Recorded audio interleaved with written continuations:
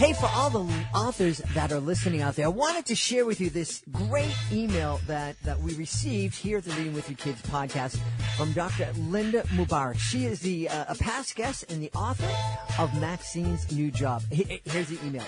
Dear Fatima and Jed, good news! Maxine's New Job has been nominated to receive the prestigious Henri Award at the 2018 Christian Literacy Awards for Outstanding Literacy Work in the Children's Book Division.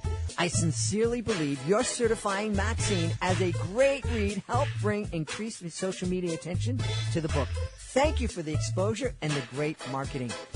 We are so happy for Dr. Linda Mubarak that her book, Reading with Your Kids Certified Great Read, Maxine's New Job, received this prestigious recognition. We would love to help your book receive that same kind of recognition. If you are interested in having your book considered for our Reading with Your Kids Certified Great Read program, please visit our website, readingwithyourkids.com. You can click on the contact button, send us a note, and we'll send all the information back to you, or you can go right to our Certified Great Read page on our website. It's fun, it's easy, and it is really an effective way to let the world know that your book stands out above all the rest. The Reading with Your Kids Certified Great Read program. Reading with your kids. Hola, ni hao, konnichiwa, assalamu alaikum, shalom, jumbo, bienvenidos. Hi, my name is Jed Lee, and this is the Reading with Your Kids podcast. We are coming to you from the beautiful and very historic neighborhood of Reedville, in the southwest corner of Boston, Massachusetts. We hope that you and your family are safe and healthy. We are honored that you're spending time with us today. Thank you so very much. Our guest today is Joe Spraga. He is the author of Phrebbel The Phrongol. Before we invite Joe in, we want to invite you to check out one of our Reading with Your Kids Certified Great Reads. That's right, Designed to Shine by Joy Reeser. It is a Reading with Your Kids Certified Great Read and would be a wonderful addition to your family library. Open any page of Designed to Shine for a rhyme with art for your heart. Topics will lead you and your loved ones into fun, laughter, and joy, and onto the dance floor. You'll receive ideas to pay attention in new ways, reminders about kindness, and so much more in this alphabetical treasure. This is a book, a guide, and a gentle teacher all at once. It's a book for you, it's a book for your child, it's a book for your inner child about loving who we are and celebrate the fact that we are designed to shine. It is a fantastic book. Check it out today. Designed to Shine by Joy Reeser, a Reading with Your Kids Certified Great Read, available at Amazon and many other locations. Joining us on the line right now from right outside of Detroit in the beautiful state of Michigan. He is the author of a great, fun new picture book called Phrebbel The Phrongol. Please welcome to the show, Joe Spraga. Joe, how are you? I'm good. I'm great, Jed. Thanks for having me here today. I'm really excited to have you on the show, and really happy. I pronounced the Phrebbel The Phrongol correctly. Am I right? Phrebbel The Phrongol. Phrebbel The Phrongol. I blew it. But it's that's all right. It's I really love books like this that have fun names and words, because it makes it a fun read aloud experience. Yeah, I was going for when I write my books, I kind of like to put a little bit of a phonetic challenge to the child, and it helps them with their diction, and it helps them with it makes it, like you said, a fun game for them to say it over and over again.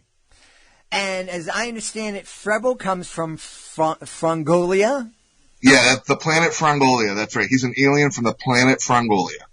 And so we kind of go on a little vacation with Phrebbel. Yes. He comes to Earth. He's never been here before.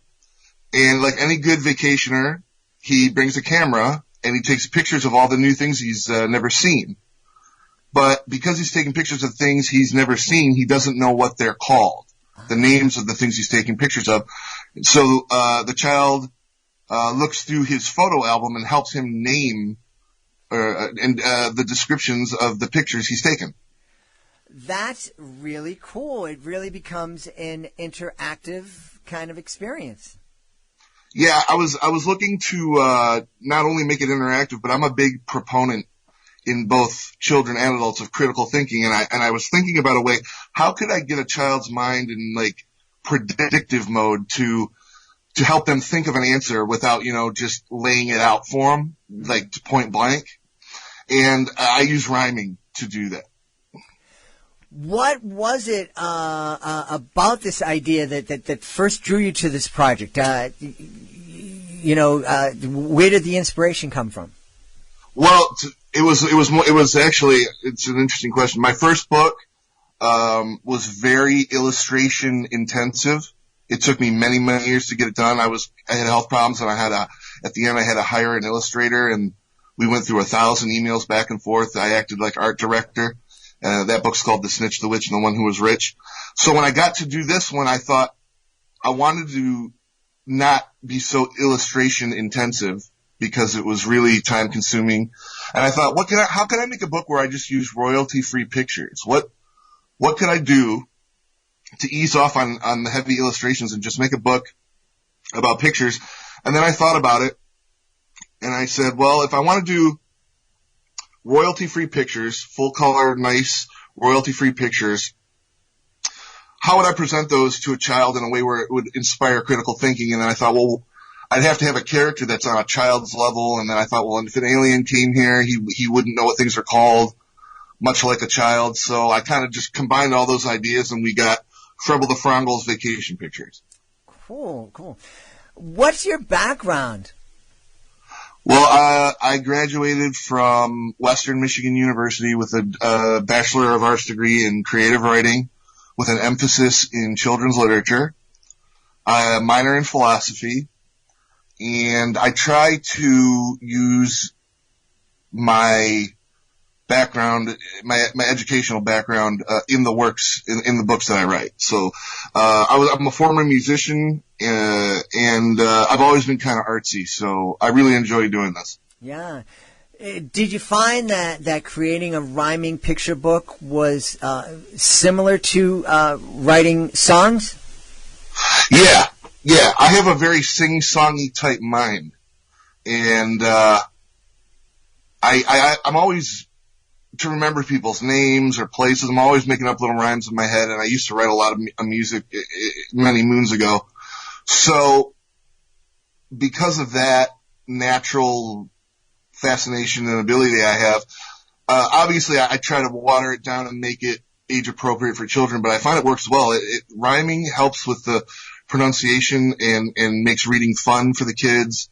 And as you know, kids love repetitive stuff. They'll watch the same movie every day for like a year, and it just helps their mind. It gives them confidence, and it helps their minds develop in a way that builds a good reading habit. So when they're older, and they're not going to be intimidated by more sophisticated subjects. You bring up a really good point. Kids do love repetition, and they do love to read the same things over and over again. And there's a real benefit to that. I think it's important for us to, as we're reading to kids as parents, and we're sitting down and reading the stories, and when we get bored and it's like, oh, not this book again, we have to remember that there's a reason why the kids are picking that book, that they're getting something out of that experience. Yeah, they're not only are they just having fun saying it and hearing it, but what my experience is, they're building confidence. They're building intellectual and creative confidence, reading skill confidence. And so when they go to another book, their brain remembers and identifies and associates. And the older they get, the more confidence they're going to have about their reading levels, their skill levels, and they're just going to be, more interested and able to absorb more sophisticated material. Mm-hmm. Yeah. What was it about kids writing that what was it that gave you the inspiration to want to write kids books? Well, for me, because I'm a philosophy minor, and I see. Okay, here's how here's the best way I can put it. I see a lot of ugly in the world, and I see a lot of people not doing a whole heck of a lot about it. And although I have in my opinion, a very good adult prose voice, my mission, if you will, my passion is to take the world with all the ugly in it, dilute it, filter it, and get down to a nice, innocuous, sterile story to help children develop and prepare for the more sophisticated, ugly world as they're going to have to encounter when they're adults. So I want to give them skills and morals and life lessons now in my own way in order to help them deal with the sophisticated ugly that they might have to deal with later in life. Because if you can give them emotional and intellectual confidence now, in my opinion, they're going to be more well adjusted to handle things later in life. So the fun I have is taking an idea and getting it down so simple. That's the challenge for me. That's what makes it fun. Getting it down so simple so that kids, and even the parents or the teachers or the daycare workers that read along with them, enjoy it. And you're building skills that they're going to use later in life. Interesting that your fun, these really fun books that are really filled with joy were kind of inspired by the ugly that you see in the world. Yes, no, definitely. There's no two ways about it. I think it was Vonnegut that said an artist, and I'm not quoting him directly, but I think he said that it's an artist's job to put out things to help people forget how awful the world is. It's something to that effect. And I believe that halfway. And I also believe that it's our job to put nice things out in the world to make it a better place. Mm-hmm. Now adults have already made up their minds. You can sit there and put a painting in front of them and they're going to like it or they're not, But a child's mind is still open, so you can give them ideas on how to learn. You can give them morals. You can give them critical thinking skills.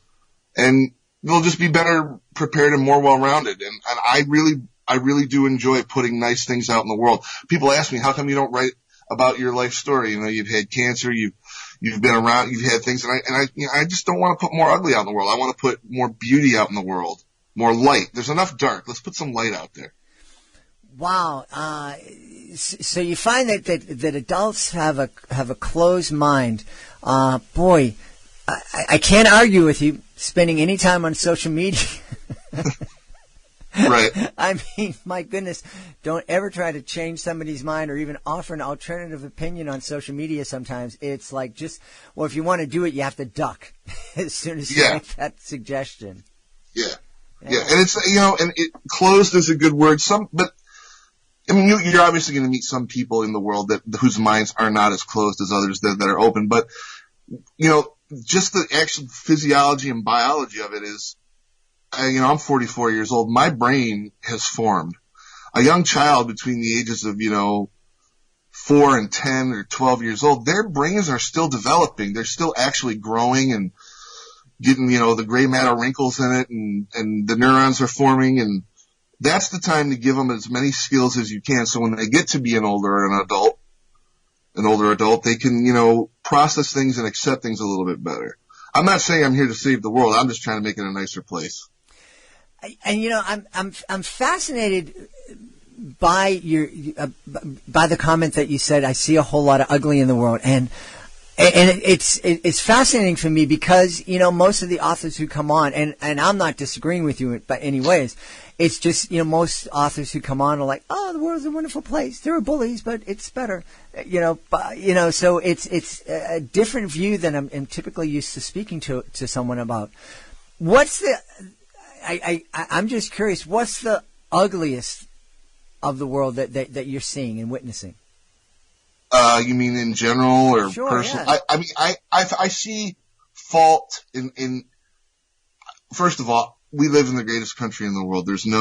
I'm not going to be bashing it, but there's so many things that can be so much better, you know?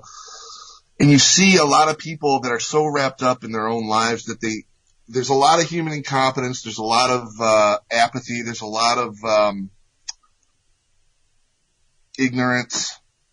And, you know, you can talk about it in politics. You can talk about it in our health system. You can talk about it, you know, when you go to the DMV or Secretary of State office and you try to get something done and you're there for 4.5 hours.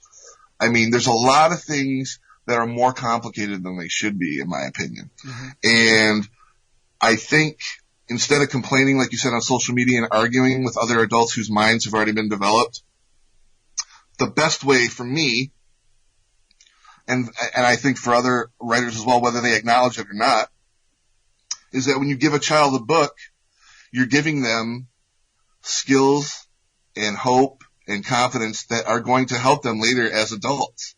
So the world will always be imperfect, but it can always be a little bit better. And the way I see it is I'm like planting a seed that's going to grow into a big, beautiful tree someday. And they might not remember my name. They might not remember the book, but that brain development part where they were reading my book and other authors' books, that's going to be better for them in the long run. That's a beautiful, beautiful sentiment. I really love that. And you know, one of the reasons we created the Reading with Your Kids podcast is to encourage families to spend that time together, to sit down and to read together, and not just to read, but to talk about the books and talk about the pictures that they're looking at, and asking questions and asking kids what they think about certain things and listening. And by doing that, we're empowering our kids, and we're letting our kids know that the most important person in their life, their parents, their caregivers, think so much about them that they'll drop everything to spend this very, very valuable time with their kids. And I think that's like you said, that's where those seeds that can grow into a better world are planted. Yeah, I totally agree. That's why I was really excited when I saw that motto, your mantra that you want to read with your kids and get adults to read with kids. I write my books specifically for adults and children to share together. Mm-hmm. That's how you build good habits. It's if an adult hands a child a book and says, "Go read this," it could come off as a punishment. Well, I want to play on the iPhone, or I want to watch I want to be on the tablet, or I want to.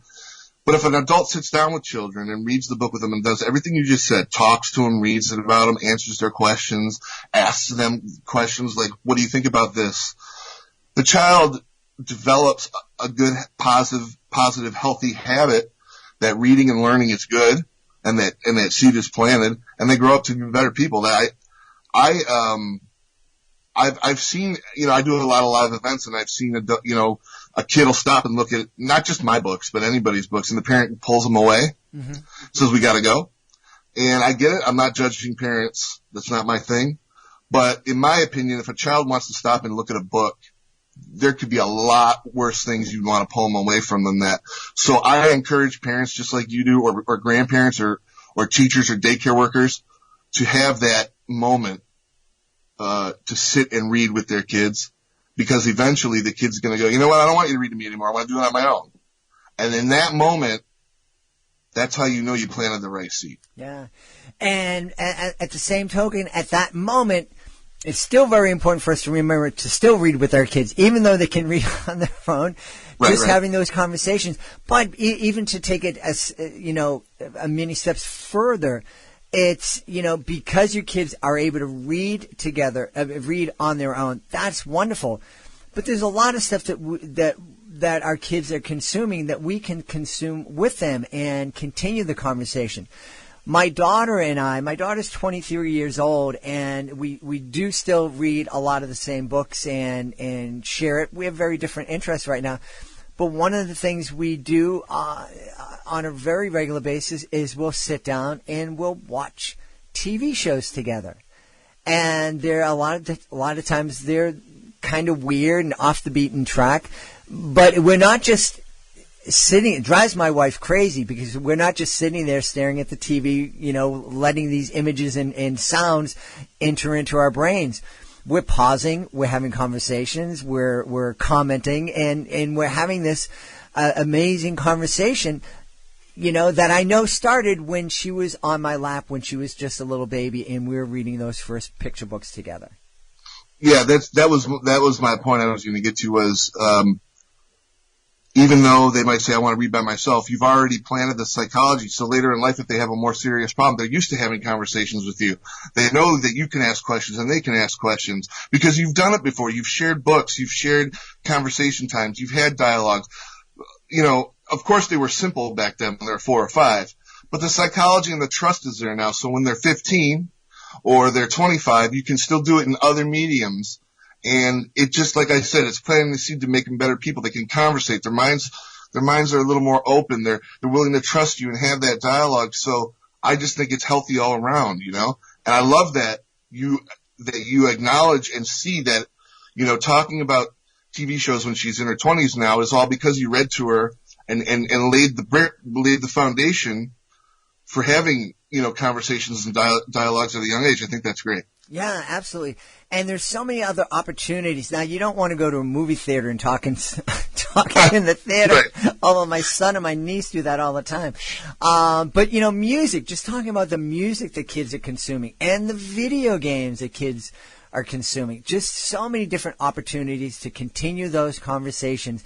So if you're a parent with a little kid who loves reading Phrebbel The Phrongol and talking about the pictures that he takes on his vacation, take heart and smile because this conversation can continue on and on and on for decades. I agree. Thank you very much. Yeah. Hey, tell us some of the reaction that folks have had to your book so far. It's all been positive, which is good. And because it's not, you don't always get, there's always critics out there, but this one so far has been good. They like it because it's almost a book within a book. They like the fact that Phrebbel speaks in rhyme to describe the pictures, but the answers rhyme as well. So it gives the child a hint. If they don't know what one picture is, but they know the other, they at least know the answer rhymes with the one they do know. So they're pleasantly surprised about that. They like the idea that it's clean and pure, and it's just something that they can sit there and enjoy. And all around the biggest response I'm getting is that it's fun. Mm-hmm. Even the adults have fun when they're reading it with the kids. So I really appreciate that too. Excellent. Well, where can folks go to learn more about your books and learn more about Joe Spraga? Okay, so I'm all over the internet. If you Google Joe Spraga, I come up on Twitter, Facebook, and Instagram. But all of my books, all the bio links, all the information, and all the ways to find me on social media are through my website at joespraga.com. It's JOESPRAGA.com. We've had a blast speaking to the author of Phrebbel The Phrongol, Joe Spraga. Joe, thanks so much for being part of the show. Hey, I really appreciate it, Jed. You got a great message and great positive energy, and I'm happy to be here. Thank you. Please be sure to join us for the next edition of the Reading with Your Kids podcast. Our guest will be a kid. No, not a kid. A kid. That is the name of our author. She is the author of The Healing Star. It's a great middle grade read. And we are delighted to introduce you to her on the next episode of the show. If you are the author of a fantastic children's book, we would love to help you celebrate that book. You heard at the beginning of the show, Dr. Linda Mubarak thinks that being a part of our Reading with Your Kids Certified Great Read program is a wonderful way and has helped her book in many ways. She is a 2-time Reading with Your Kids Certified Great Read author. Lori Alinsky is a 3-time Reading with Your Kids Certified Great Read author. Lori tells me that it gives her more confidence when she is approaching libraries, bookstores, and schools. And Laurie is a person with a marketing background. She came into the kidlit field after having a very successful career in marketing. So she knows what she's talking about. Please check it out for yourself. Go to our website, readingwithyourkids.com, and then click on the Author Services button at the top of the page to find out more about this great program. We want to thank the folks who made today's show so wonderful. Of course, we want to thank our guest, Joe Spraga. Be sure to check out his great new kidlet. I also want to thank my team. I want to thank Fida McCann, my producer, for all she does for the show. I want to thank my author ambassador, Peggy Cotto. I want to thank my beautiful wife for all the support she gives me. But most of all, I want to thank you. Thank you so very, very much for being you.